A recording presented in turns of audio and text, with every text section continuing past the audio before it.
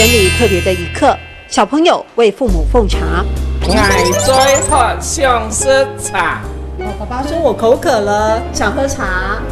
大幸福。妹妹说我倒给你，她真的会。好，几位泡茶。乐府恭迎嘉宾。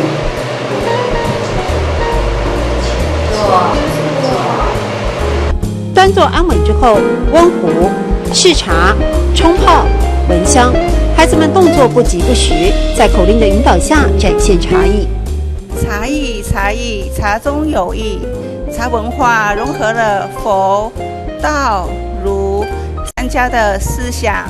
泡茶的3段18步，除了考虑安全性，水温特别控管，小朋友泡茶如同老师和大人一般有模有样。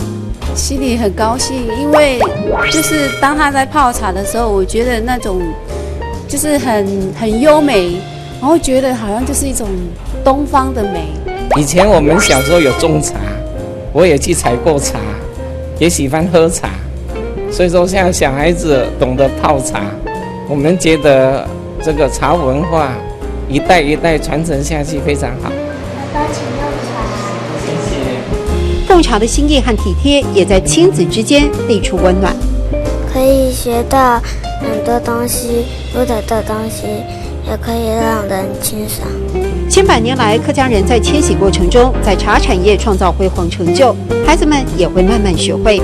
经营幼稚园的吴婷英用心设计课程，用茶灌溉文化传承的小小种子。